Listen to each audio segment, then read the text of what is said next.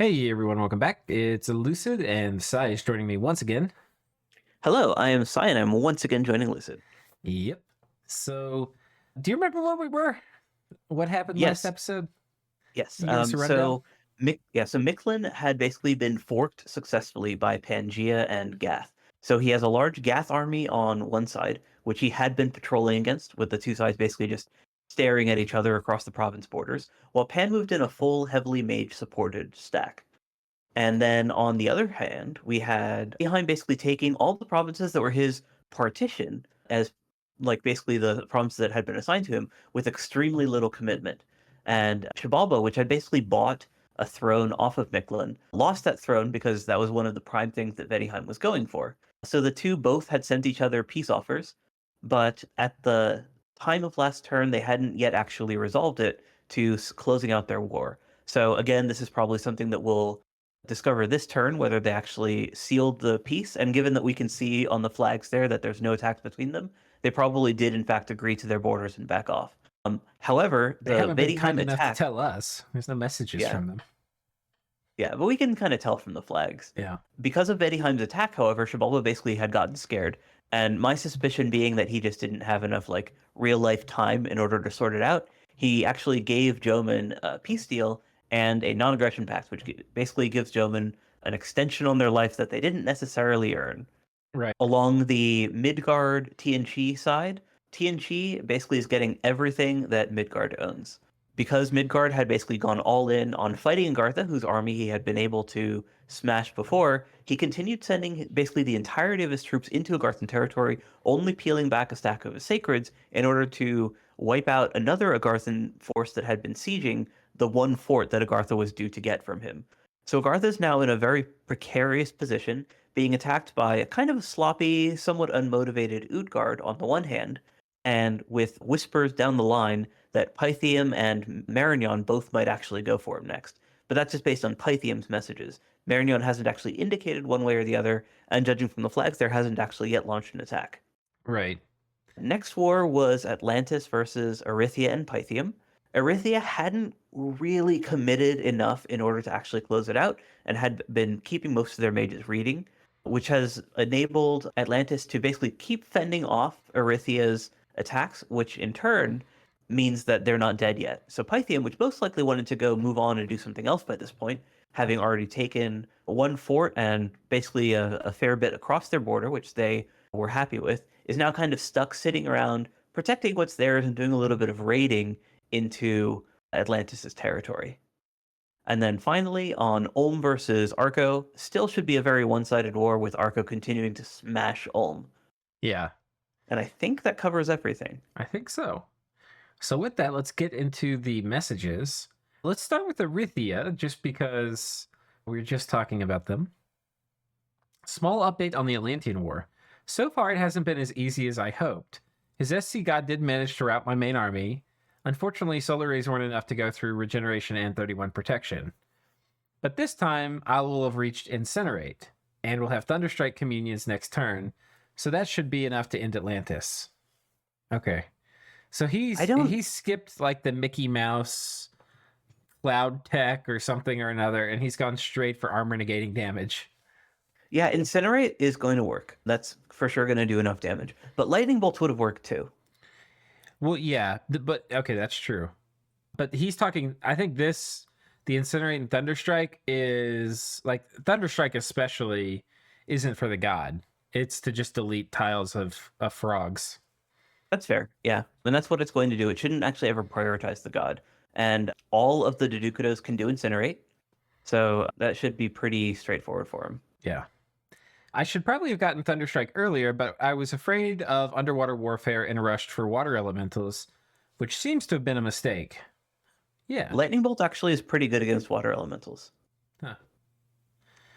Okay. It's one of the few Evo spells that works underwater, and because it deals like a fair amount of lightning damage and stuns, then unless the opponent is actually like spamming the water elementals, if they're just using like a couple in order to be like these super elite troops that beat whatever your army is, a lightning bolt actually counters that very effectively. Yeah. Atlantis doesn't, it's, their water mages are mostly the forgiving fathers who they have to get underwater. So early in the game too, Atlantis, and they also don't have great research. So it's not really like they're gonna have Conjuration 5 underwater a lot very early, I don't think. But yeah. So next up, a message from Arco. We've known since even before the Ulm War started that we were going to destroy him.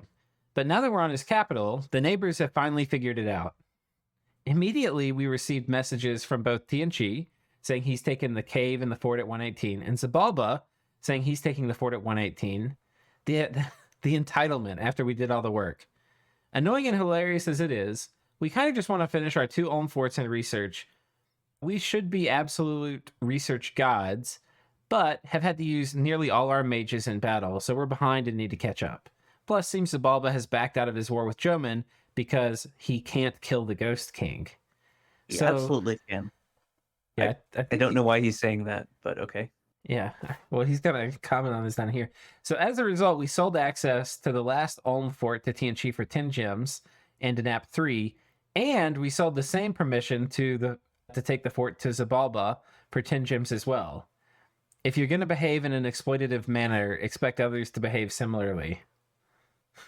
This Arco player just wearing the dick hat. It's so funny. He's the heel of this game. Yeah. Self-imposed. Yeah. In the meantime, we've had another foolish neighbor who doesn't understand matchups and attacked us, so we're just going to eat Joman fully now that Zabalba bailed, since he hasn't discovered that dust to dust is a thing. Let's see if Joman shows how foolhardy he is this turn. Yeah, I don't understand why Fulik said that he backed off of Joman because he couldn't kill the Ghost King, because that's like they both should know better than that. Yeah, that's strange. But that does explain his actions. If you were thinking you couldn't kill it, you wouldn't commit. But yeah, but I mean that's just showing laziness on his part. Like it's very easy to test a fight and show that your Ocelot alone will kill it. Yeah, I bet you with point buffs he can survive Aussies, but yeah, dust to dust. So yeah, but he also wasn't using it with point buffs. Right. Yeah. Like we saw him around, we know that the Aussies would have killed him. Right. So, no. I think this game though, it's like a mix. It's like how much respect should you show to your opponents, and like we've seen Tianchi really wringing their hands, like assuming worst case scenario, Midgard plays everything perfectly, moves all the troops, like, and then is giving them like extra troops they don't have and mages they don't have. And like giving them every bit of respect you can. And it's like, maybe that's too much respect. But then we have other players like, like Arithia, like not giving Atlantis really much respect at all. Like just moving he was piles assuming of troops without the mages. He was assuming that Atlantis was literally not going to do anything that didn't involve his regular troops. Right. So yeah. And then Ulm didn't respect the build setup at all. Right. Message from Ulm. Gicello here. Since 2 squads of crossbows of 10 each can't take 3 PD, including one with ethereal buffs, we've decided to just embrace the hilarity of it all. We have our game's hashtag, can't be mad when you roll this bad. We've ended our naps making all the requisite wounded animal noises. Neighboring armies were alerted a couple turns back, and they're massing to fight for our amusement now.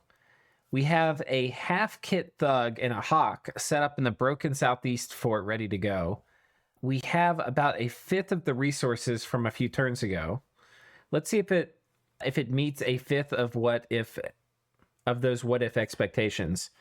We're building a similar kit for the cap. If Arco is allowed to siege through 750 wall strength with no repercussions, then Ticket Tails may be redeemed at point of checkout. The pot is still being stirred by my Hydra's head for a feeding frenzy, and potentially a prize for anyone that actually wants to fight. Let's see if we can bring the bang like last year. I honestly think that Ulm has too little stuff, and the stuff that they have is too ineffective for them to actually give any really good entertaining fights against Arco at this point. Okay. We'll see how the thug does, but I just kind of felt like he was thinking, like the fights he was talking about were like luring other players in to fight Arco, or you think he's talking about he's going to be the one fighting? So he's going to fight everyone. He challenged all his neighbors to Thunderdome. Oh, I see. Okay. Yeah. But I think he might do something interesting against like whoever goes in the northern fort if they don't bring enough stuff. But Yeah. Ulm himself just doesn't have enough units to really do like close battles, I don't think. All right, we'll come back to this message from Gath, but let's go look. Let's go check out how the Ulm Thunderdome is looking. Yeah, let's go look. Okay. So, oh my gosh, there's no Ulm flags anywhere. Yeah, Arco actually did a very complete job of taking Ulmish territory where he could, and TNG and Xibalba both took the most direct route possible to hit that fort that they both bought. All right, so this is the Ulmish thug. Yeah, Yeah, that's the quick boy, this right? is the quick boy. Yeah. Sadly, doesn't have a cool name, but He might have gotten the heroic trait before they got a chance to name him, because you can't rename them once they're in the Hall of Fame. yeah, that's probably true. But yeah, I mean, there's not much left. The Balba moves on top of this fort. TNG moves here. Yeah, I don't know what the Thunderdome is, but Yeah, if there is one, it's going to be TNG versus Xibalba on the Arco fort, or sorry, on the Ulmish fort. But I honestly don't expect that to happen. okay. So Gath was worried here. Sorry, that was random. Gath was worried here that like somebody might attack him, try to kill the super combatant. So he scripted this guy to retreat. So And then he ran away from the wolves. he Yeah, ran away from the wolves. Oh God. I don't think. Yeah, if he has a buff mage nearby, I think that you can just move that back in, and then defend the throne against most things. Yeah, but we also have Arco with an army here, and if we know anything about Arco as a player, he does not fucking like these gray flags, and he sees two of them. And Women's flags are kind of gray. yeah, the German's flags are a little gray looking, dangerously gray. So Maybe that's why he's fighting Joman. I just realized Joman put this fort on top of Uella Pestilence. Oh, okay. Well, Oops. you can summon disease healers, I think, on Joman. He's got my spy diseased. Yeah. The Ghost King... Well, he should at least be able to secure the water. I don't think that Atlantis has any realistic chance of sending enough stuff underwater. Actually, that's not true. Atlanta? You mean Joman? Yeah, they can just put a bunch of rings of water breathing. Sorry, not Atlantis, Joman. Yeah. I was thinking the Ghost King can probably kill whatever Arco can send underwater, but then I realized that's not true. He can just put rings of water breathing on enough dust-to-dust casters. Yep. So, he's not doing that here, though, I don't think. No. Yeah. But I just mean that he can. He can, Like, yeah. if he thinks it's predictable, like, oh, the Ghost King's obviously going here, and if he has those rings ready to go, then he can just, like, smack it next turn. Yeah. Joman we have getting attacked by... Maybe this isn't... Is this a Corona Special Province type where you get this Necromancer and the Undead attacking? That's a regular one, and you can tell because there's no storybook flag. Okay, yeah. All right. There is like a that was Necromancer related to this death site here. The Necromancer event is different. Yeah.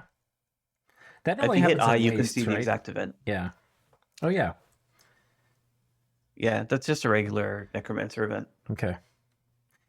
So it's kind of funny because this fort was built by Illwinter on top of a... Oh, Right, on top of yeah, that Well okay. of Pestilence. And it's the good Illwinter giveth, and the good Illwinter taketh away. As they're now on the eve of Arco attacking him, locking this fort down with undead. So, Yeah. I don't think that Joman can realistically defend against Arco. you don't think there's one army they can kill with everything they've made all game? Maybe that one, but I think if Arco seriously pushes the issue, that he's like for sure not going But to be able Arco's to beat pissing people off. He's double sold the fort. Like he's going out of his way to piss off neighbors. That is true, actually. The one thing that might bring Arco down is just making enough people angry at him that they all fight him at once. And Right. Xibalba's a free agent. Like if Joman starts losing, like everybody who doesn't like him is probably not going to be very excited about him being the first 3 capital nation. So True. Yeah, I think Xibalba and TNG can both attack him because both those are finishing up their wars. Like Yeah. Xibalba's completely free right now. that's true. TNG is going to grab Midgard, and then the two of them can fight Arco. But the borders are going to be a little awkward. But Xibalba can Yeah. push through Joman if he decides to not respect Jomani's sovereignty. Yeah, I mean the idea that Zabalba would let Arco have both Ulm and Joman, I think is like Zabulba's going to do something before that happens, I think. Yeah, agreed. I honestly think Shabala could have killed Joman by themselves. Right. And that if they do want to fight Arco and work with TNG to do so, then to make their border a little better, they can just kill Joman and go through their territory. Yeah. Okay. Very cool. Next up, let's go do the... Wait, did we do Arithia? Let's go see what happened. So Arithia is doing low commitment raiding. What are the land Dedukudos casting? Did he say... When did he say he was going to get this stuff deployed? But this time I have reached... Next turn. He's hitting Okay. Evo for next turn. Okay. Or the turn we get this message, he should have hit it. Do those mages have any gems? The ones on land. Okay, the ones on land. And we know he has Conch 5. Right. So he can also do full-size air and fire. Okay, yeah. That's what we have. These are air elemental guys. Okay. Well, I wonder if this triggered gem use. I think it probably did. I know it's only 1 PD. Oh, yeah, it did. Oh, he's doing lesser elementals. That's no good. Huh. I wonder why I would do... I mean, yeah, lesser elementals I don't think I like here as much. That one might have been a fire elemental summoner. Yeah, let's see. Nope. Oh, nope. Okay, no gems. Okay, interesting. Yeah. All right. I mean, that looks... Atlantis, meanwhile, has moved up here. Oh, managed to catch a Pythium army. Well, you say army. That's more like a raiding party. Yeah. It's an expensive raiding party, but it's still just It's a raiding detachment. There's no mages. Yeah, exactly, yeah. This is basically just Pythium fighting to keep the territory that he's already taken and just puts around those borders to make sure that he doesn't lose that 40 capture. Right. So these were what, 12 gold? 15 gold. So yeah, it is actually a pretty significant loss. 400 or 500 gold. Yeah. Oh, more than that. Yeah, about 500 plus gold. In part just because the Solaris guys are pretty expensive. Yeah. So, small victory, I suppose. But, I mean, if Arco starts putting Foul Vapors casters behind this or something, or like, I mean, it's just dangerous moving this army around when there could be a Foul Vapors caster in every province.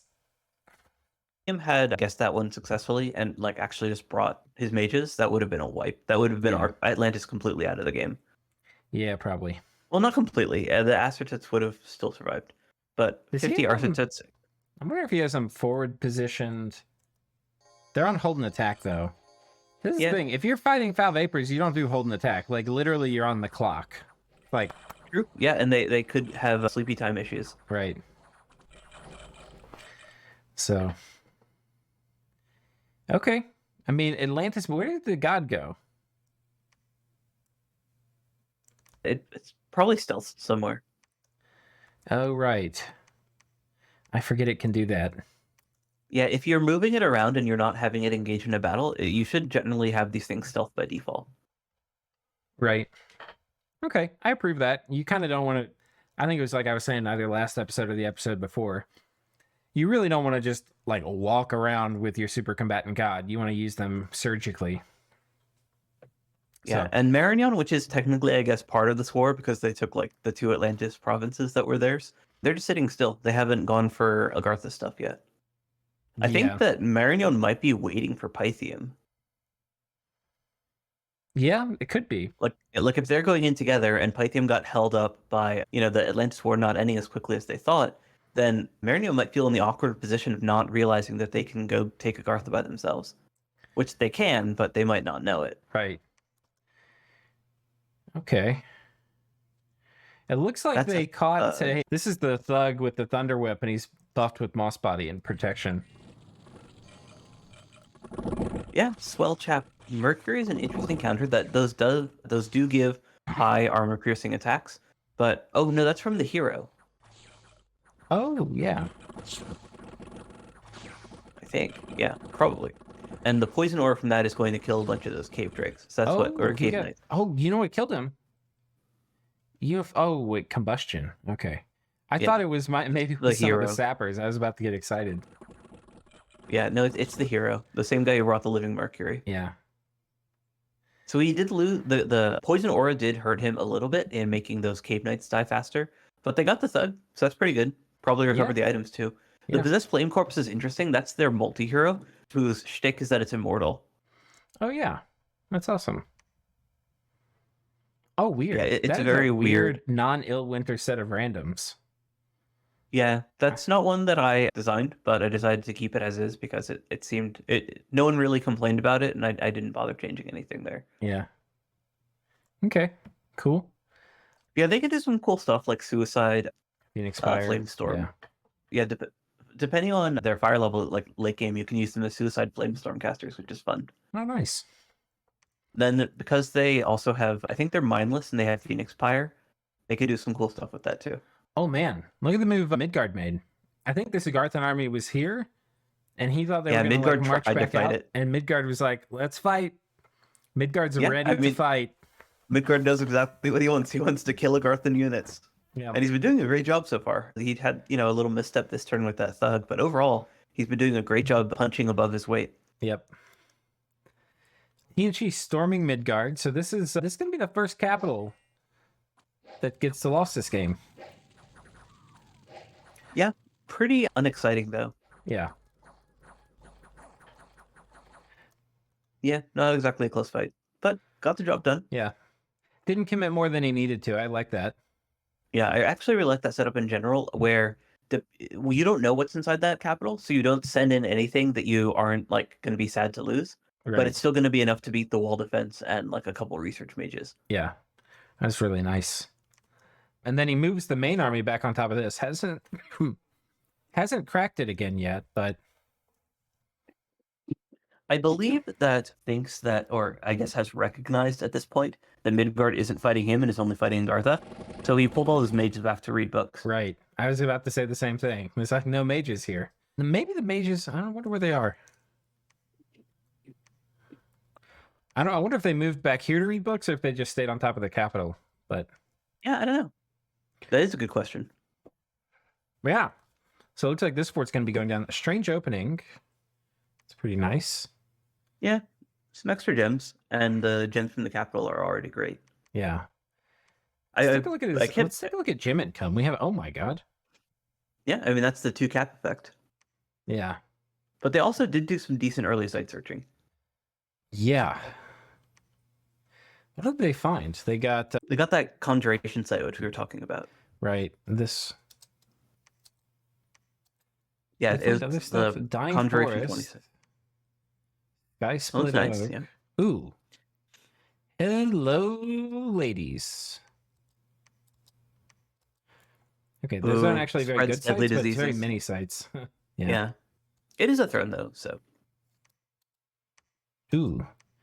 Yeah, this is 6 gem province. Good gem income all around. Yeah. Yeah. Very nice. So yeah, that's happening. Let's look at the message from Gath now, and then we'll go look at the Miklin front. Knowledge Throne is the worst one for me of the remaining 4, but what can you do? Anyway, I made a deal with Arco where he rents it for 7 turns to recruit 3 Crystal Amazons. His part of the deal is any province income, a lab, 500 gold, search some sites and forge me any item I need for base price. We also extended our nap to 4 turns. He seems to be the second best partner in this game so far. Though, of course, I realize he is one of the game leaders. Kind of funny that he's been antagonizing everyone else, but to Arco, he's been a very genial neighbor. Yeah. Or to Gath, or you mean. To Gath, yeah. Yeah, it's really funny. But yeah, I guess that just goes to show that, just how like multifaceted all the little personal interactions people have are. You can just be nice to somebody and a dick to somebody else, and that other person thinks you're really nice, and the other person thinks you're a dick. So. Yeah, I do think that Arco is very intentionally playing the heel this game, though. Okay. He's our villain. Yeah. And I like that we have one. I didn't expect to. Yeah. I mean, it's entertaining. I'm not complaining. All right. The Miklin fort worked. He clearly didn't expect the Gadal attack, and he is now forced to make a move. He has 2 real options now. Attack the cap or stay for 1 turn and 163 to prepare, because the cap will be cracked in one turn and thus can't stay any longer. Anyway, I'm staying on the cap, and Pan probably is attacking 163 as well. We'll see what happens. So this is, I think there's actually a hype battle this turn. So Miklin attacks the cap. This should be the one. And this is low commitment, but just aimed to kill that thug. Yeah, bad move. One thing that I do like, though, is it's kind of showing gas evocation research because he's casting Astral Geyser. Yeah. Which is, it's very odd because the mages will only cast it if they don't have the Thaumaturgy alternative. Or if you script it. Oh, hang on. He scripted that. Okay, that's odd. Maybe he thought a god was going to come out or something. I mean, it's probably the smoking mirror that's imprisoned, right? Yeah, it's almost, judging from his bless and scales, it has to be imprisoned. Yeah, so I don't actually know why he was doing that. There's something hypnotic about this, though. Just all the archery, I don't know what it is. It's just... Check out the gear on the front, Goodle. Okay, 1 second. I just want to watch these guys all die to the archers. Okay. Yeah, this was the same guy. Okay, he basically just brought a buff mage for him. One thing I don't like about this is just a matter of course. Is I don't like the idea that you are bringing something to kill what was there the previous turn. Like in a high skill game, those very are rarely. Those are no, those are his raiding parties. No, but those are the guys who weren't going to be able to make it to fight Pangea. Those were the guys who had gotten cut off. So he's fighting Pangea. He's bringing everything else to go fight Gath. Okay. Essentially, those guys are being thrown away. Okay, I thought he had a detachment. All right, fair enough. The battle, I think this is the Pangea battle. Yeah. All right, get out your popcorn, ladies and gentlemen. Oh, this is going to be so one-sided. Boys and girls. So, Miklin does not have enough stuff. Well, to be fair, Sai and I have both seen this battle before. He did move the crossbows forward. We've been talking about making it so that the bodyguards populate in front. And interestingly enough, he hit the edge or something on the front because some of those bodyguards went super far behind. Look where they showed up. Oh, yeah. Wow. They got split by the squad behind them. Yeah, how about that? I've not seen that before. That's really cool. But yeah, just a tremendous amount of crossbows. Probably like 250, 200. Yeah, like Lucid mentioned, we do have the gift of foresight for this battle. But even just looking at it, it's not nearly enough sacreds, even just for the crossbow blob. And we also know that Pangea has this incredibly heavy mage support. So we're finally going to get to see in action what we kind of already knew was coming, I think, from the last two turns that we saw when we first saw this army and how it was set up. Right. Which also Miklin saw, because we saw like Sleep Cloud getting spammed. We saw luck being applied to these dryads in the front row. Bunch of things I don't like. They're the same things I haven't liked the whole time, which are that these guys are in clumps. There's probably not enough of them, and there's not enough mages. Like the mage core from Miklin is like there's literally 2 of these guys. The names are funny. No dom kill, please. The quantity of Pangea's mages is just so much higher that even if you don't factor in the fact that these guys were all doing very effective early game buffs, it's just like, yeah. Pangea just has so much more effective mage power on the field here. And Miklin should be able to make a lot of mages. Like, they pop citadels up pretty quick. As long as you have the gold, you can make one mage turn pretty easily. Yeah, the city palisades are pretty effective. Okay, so we had a few imp casts. I'm turning on team colored squares. That doesn't really help much. But you can see there's a few imps here on the periphery. There's like 1 or 2 imp casts. Yeah, and the Satyr snipers actually wear decent armor. I actually want to start over and watch this again. Sorry. Because these guys who I thought were going to be the bait, they're on fire. Okay, they attract a lot of the first volley. The second volley of crossbows, okay, they still catch a decent amount of that. Yeah, but archers don't change targets. Yeah, if their first target is like decently valid, they'll stay on them. But oh my god, okay. The ones that just at the sleep clouds. The ones that just fired into melee are the ones that had been targeting the slaves before, or that had been targeting a squad of archers that retreated. Yeah, some of these guys have retreated, some have stayed. Yeah, so Um, the retreating guys and the slaves were the first like targets, and once those are gone, then all those archers are now free to retarget the jaguars, which are now in very close range, fighting against these very heavily buffed awe sacreds while yeah, sitting in sleep clouds. So this is basically like absolute worst case scenario if you're a jaguar. yeah. This is nightmare fuel. Now the silver, one of the slaves are fatigued up. The masters, or this guy is not a master. The masters aren't. Yeah, this sleep cloud carnage could continue for quite a while. And the thing is, it doesn't have to. Those sleep clouds are already down. The jaguars have already been like butchered down to below critical mass. Yeah. So at this point, even if none of the cast, or even if all of Pangea's casters just left, they delete them from the battlefield. From the way that things stand now, Pangea has this easily. Yeah.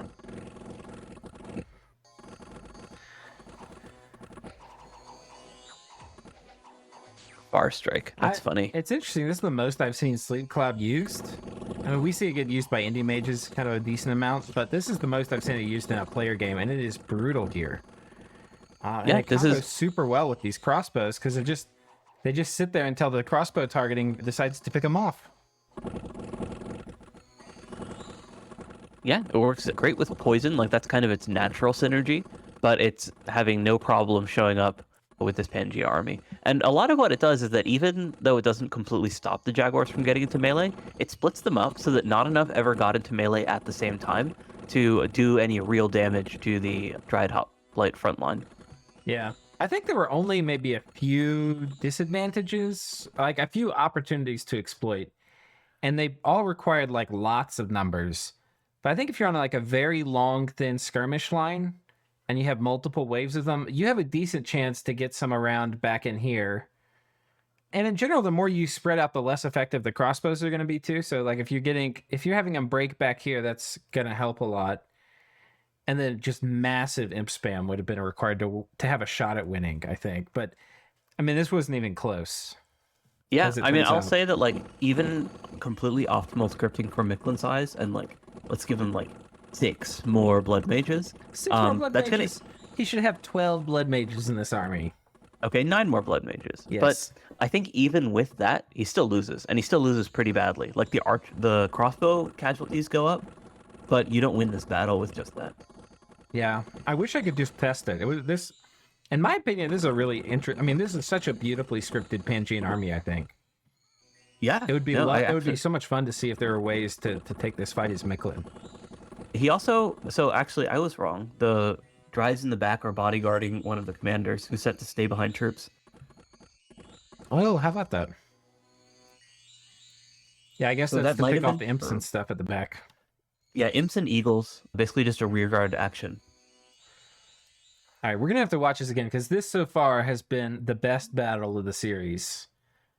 I'll put it in fast speed and we'll just We'll just watch the crossbows work. yeah, Dominion's porn.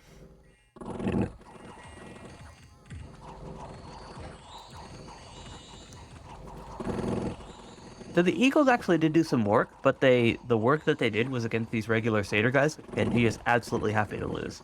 Yeah.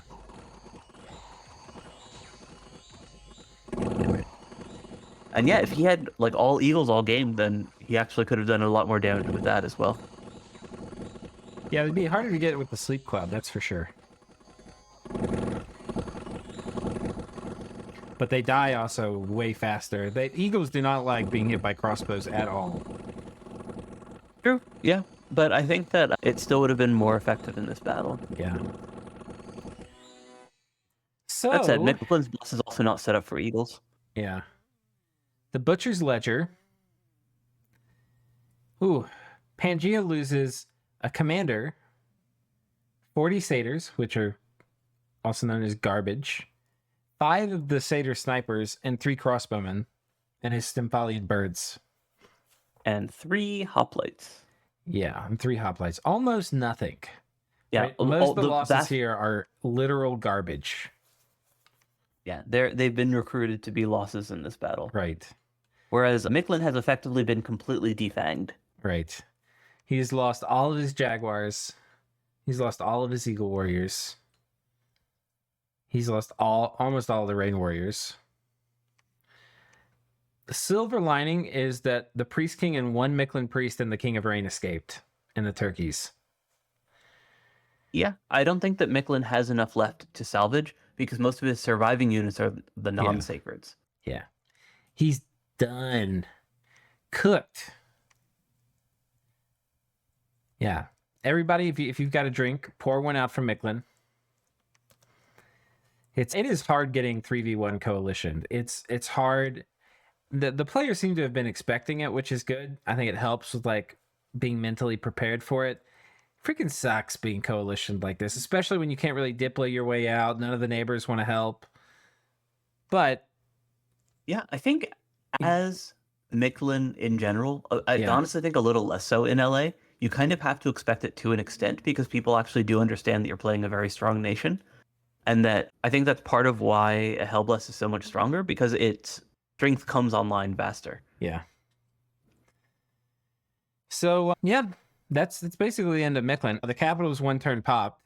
So he's not going to have anything to say about that. And then, I'll be interested to see. I presume this goes to Gath as well. So I'm guessing Pangea is going to come in here and take this. Though we'll see. Ooh, Pangea took all the...